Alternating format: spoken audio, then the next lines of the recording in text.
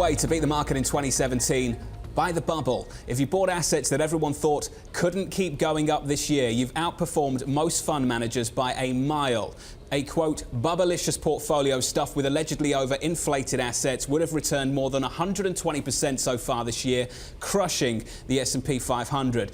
Joining us now to discuss is Bloomberg cross-asset reporter Luke Cower, and Dubravko Lakos of JP Morgan is still with us. Luke, I've joked with you and Joe Weisenthal throughout the year on this because you guys have been following this bubble portfolio through 2017. Talk to me about what you've put in and what it's delivered.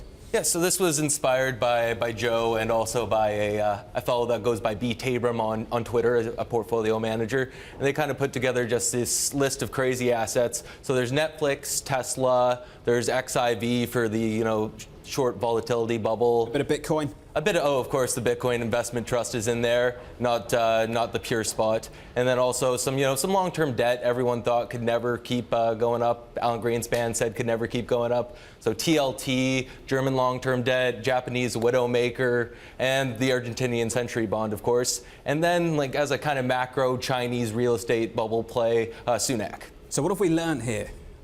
I think we've learned a couple things, that it's a heck of a lot easier to invest with the benefit of hindsight. That's one of the biggest lessons I've learned here.